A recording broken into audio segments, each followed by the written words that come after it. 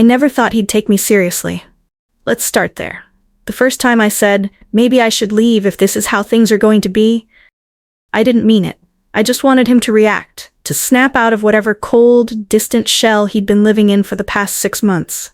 To fight for me, to prove I still mattered.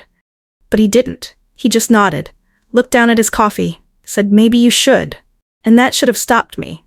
But instead, I doubled down. Because I didn't think he could live without me. Because I thought love meant never walking away. Because I thought he'd chase me like they do in the movies. Big speech, open arms, a grand, desperate moment of realization. Instead, I got silence. We had been married for 7 years. Not an eternity, but enough time to build routines that feel eternal. We were the couple who had date nights on Tuesdays, who bickered about loading the dishwasher, who bought the same brand of cereal for 4 years straight, who kissed goodbye every morning, even on the bad days. He used to make me laugh with dumb impersonations, used to press his hand against my back in the supermarket checkout line. But somewhere along the line, that man faded.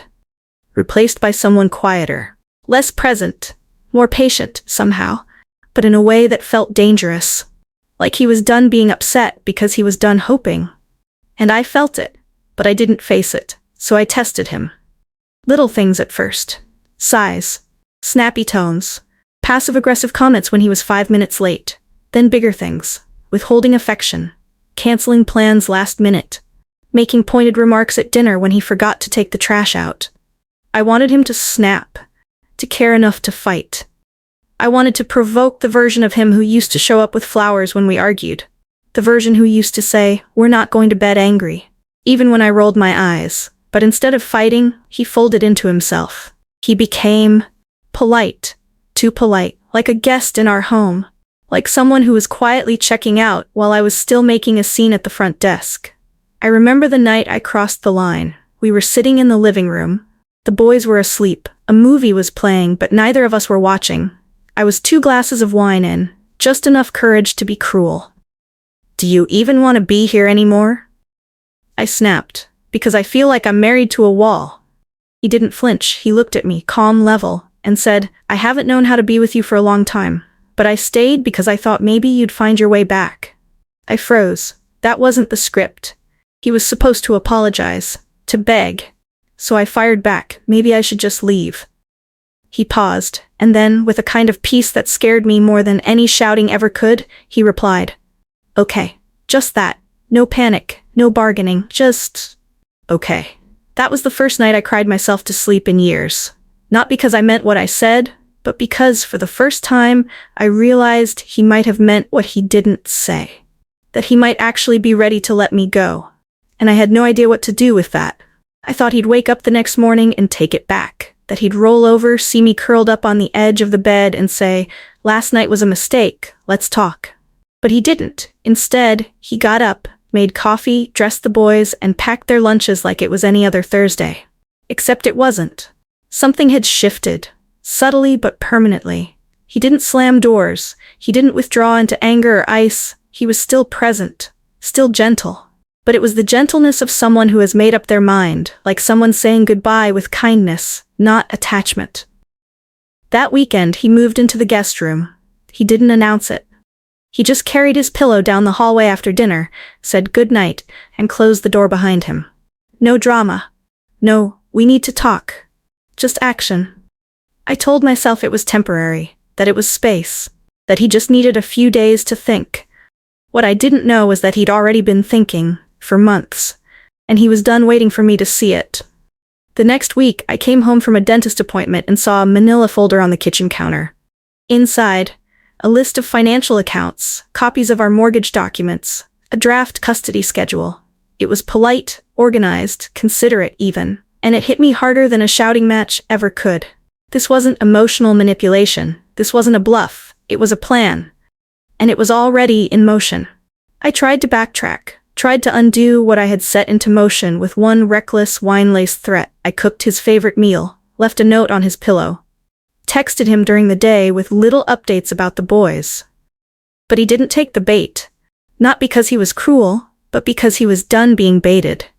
3 weeks after the night in the living room, he sat me down at the dining table. The boys were with his sister. He poured me tea, for God's sake, and said, "I've already talked to a lawyer. This isn't revenge. This isn't anger. I just don't think we're partners anymore. And then, you don't seem to like me, and I don't know how to reach you without losing myself." I wanted to argue, to scream, to break down and throw every past apology he ever gave me in his face. But I didn't. Because somewhere in the pit of my stomach, I knew he was right. I hadn't liked him. Not really. Not for a long time, and he had finally believed me. We told the kids together a week later. He was calm, measured, reassuring. He told them nothing would change about how much we loved them. I nodded along, robotic, watching my sons process a future I hadn't truly believed would happen. Later that night, I cried into a pillow while they slept, not just for me, not just for them, but for every moment I could have chosen softness and chose power instead. And now, there was nothing left to win. I honestly believed he'd come back, even after the lawyer, even after the guest room, even after the custody calendar and the spreadsheet of expenses. Somewhere deep down, I still thought he was just performing. That this was his version of my drama. That any day now, he'd burst through the front door, eyes red from crying, and say, "I can't do this. I don't want to lose you. Let's try again." I waited for that scene like it was the next episode of a show I'd already spoiled in my head. It never aired. Instead, he got quieter. Not cold, just resolved. He showed up for the boys, picked them up from school, helped with homework, cooked dinners when it was his turn. He was still the same steady man he had always been. But whatever thread had once tied him to me was gone. And I started unraveling. I called him one night after putting the kids to bed. I tried to sound casual, like I wasn't already crying. "Do you ever think about trying again? For us?" There was a pause. Not long, just long enough to break me. "Clarissa," he said gently, "I did think about it, for a long time, but you were already gone before I ever packed a bag." I didn't know how to respond to that, because he wasn't wrong. I had been emotionally absent, critical, controlling, always waiting for him to mess up. He had stayed, waited, tried, until he couldn't anymore. Still, I kept testing. I wore the perfume he used to like when we met for custody drop-offs. I wore the red sweater from our honeymoon to one of the school events. I laughed too loudly, touched his arm lightly when we talked. He noticed. But he didn't react. Not with longing, not with resentment, just indifference. That, more than anything, shattered me. Because when someone's angry, there's still connection. But when they're indifferent, you're just a ghost they've already learned to live without. The worst moment came 2 months later. I saw him at a birthday party for one of our boys' classmates. He arrived with someone new, a woman named Elena. Warm smile, effortless hair, teacher energy. She brought homemade cupcakes. She remembered every child's name. She picked up my son when he scraped his knee, whispered something that made him laugh, and kissed the top of his head like she had always belonged. And the worst part? He looked happy. Not thrilled, not giddy, just at peace. The kind of peace I hadn't seen on his face in years. The kind of peace I had convinced myself he wasn't capable of feeling without me. That night, I broke. Truly broke. Not the theatrical crying on the bathroom floor, not the angry texting, not the performative sadness. Real grief. Because I finally understood he wasn't coming back. Not out of pride, not out of spite, but because he had already come back to himself. And there was no version of us in that return. For weeks I moved through life in grayscale. Work, carpool, dinner, dishes, bed. I didn't care about anything except keeping it together in front of the boys. But inside, I was hollow, and no one knew. Because when you're the one who threatened to leave, no one asks how you're handling being left. They assume you got what you wanted, even when it's the last thing you ever expected. I didn't know it would hurt that much to see him smile. Not a polite smile. Not a forced, post-divorce, I'm okay smile, but a real one. The kind of smile that lifts the corners of the eyes. The kind that used to be mine. It was at the school's fall festival. The boys were running wild in Halloween costumes, hopped up on apple cider and candy corn. Parents clustered in little circles, trading jokes, watching from benches. And there he was, sitting beside Elena, laughing at something she said. He tilted his head the way he used to when I made terrible puns. He reached over and tucked a stray hair behind her ear, gentle, instinctive, familiar. And it broke me. Not because he'd moved on, but because he looked lighter. like someone who had been carrying something heavy for years, and finally set it down. I stood there, holding a half-empty cup of cider, pretending to scroll through my phone like I hadn't just walked into my own funeral. Because that's what it felt like. Like watching a life I used to have get recast. Same supporting characters, same set, different lead. And somehow the show was better now. The boys loved her. That part stung the worst. They called her Miss Elena, with ease.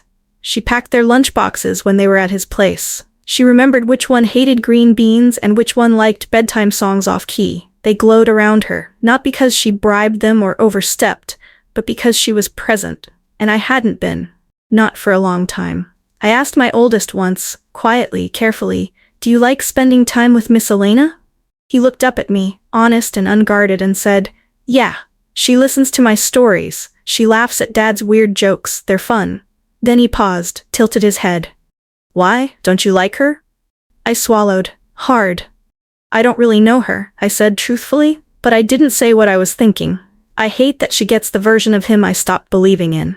The truth was, he had always been kind. Always tried, but I didn't make it easy to love me. I made him work for it. Question it, prove it. Over and over and over. And when he stopped playing that game, I thought it meant he didn't love me anymore. Now I realize it meant he had started loving himself. I started keeping a journal again, not out of inspiration, but out of desperation. I wrote things I couldn't say out loud. He didn't betray me. I abandoned him first. Why did I only want him when I felt him slipping away? Do I miss him, or do I just hate being the one left behind? And maybe the worst one, would he have stayed if I had just said I'm scared instead of maybe I should go? I didn't write for forgiveness, or clarity, or closure. I wrote to hear my own voice again, the one I buried under all the blame, all the bitterness, all the bravado. Because when you're finally alone, the silence gets loud, and mine screamed things I wasn't ready to hear. He smiled at me once, months later. It was at a soccer game. I dropped off snacks for the team. He walked over, thanked me, asked how I was doing. His voice was warm, kind, but it wasn't intimate anymore. He smiled like I was a good memory, not a current chapter. And I realized, he didn't hate me. He just didn't need me anymore. People ask if I miss being married. I don't. I don't miss the routine, the shared calendars, the soft arguments about thermostat settings or whose turn it was to fold the towels. I don't miss the logistics of love. But I miss him. Not the man who left me, the man who used to reach for my hand in parking lots, who used to memorize the way I took my coffee, who used to look at me like I was art, messy, imperfect, but worth standing in front of anyway. I miss being that woman, the one he looked at like I mattered. And I can't help but wonder, when did he stop looking at me that way? Was it the 5th time I rolled my eyes at his stories? The 10th time I dismissed his idea in front of friends? The 100th time I chose silence over vulnerability? I kept thinking he'd fight for me, but now I see, he already did. In all the quiet, invisible ways I never gave him credit for. He stayed through my moods, through my jabs, through the 1,000 cuts of small cruelty we both pretended were just how marriage works. And when I finally gave him permission to leave, he didn't slam the door. He walked out with dignity. Because I'd already closed my side of the door long ago. I told myself for months that he'd traded me in for someone easier. Someone who didn't challenge him. Someone who didn't push buttons or poke holes or overanalyze every conversation. But now I think maybe he didn't want easier. Maybe he just wanted to be seen again. To be heard, respected, enjoyed. And she gives him that. Not because she's better, but because she didn't spend years turning him into the villain of a marriage she wasn't brave enough to fix. That's the part I still struggle with. Not that I lost him, but that I didn't realize I had him until he was gone. That I mistook his steadiness for weakness, his patience for passivity, his kindness for something I could test without consequences. And when he stopped giving me the reaction I wanted, I called it detachment. But maybe it was survival. Maybe it was him choosing himself after years of choosing me first. Sometimes late at night, I replay the little moments. Him humming in the kitchen, him rubbing my back absent-mindedly while we watched Netflix, him setting an extra alarm for me because I always forgot. I didn't say thank you often enough. Didn't say I see you. I see it now, too late. People always talk about the moment you fall out of love, but no one tells you about the moment someone else falls out of love with you. It doesn't come with a crash. It comes in silence, in polite smiles, in dry okays and distant goodnights. By the time you realize it, they're already gone. Even if they're still sleeping down the hall. The last time we had coffee, just the two of us, I asked him if he ever thought we could have made it. He stirred his drink and said, "Maybe. If we had learned to stop treating love like leverage, but we both kept playing games, and I stopped wanting to win." I nodded. I didn't cry, because this time I understood. He didn't stop loving me because I wasn't enough. He stopped loving me because he was exhausted from proving that he was. I'm learning how to love differently now. Not anyone new, not yet, but myself. Without manipulation, without performance, without expecting applause for basic decency. I'm learning that apologies don't always come with reconciliation. That sometimes the only forgiveness you get is the one you give yourself in the mirror. And that's okay. I don't miss the marriage.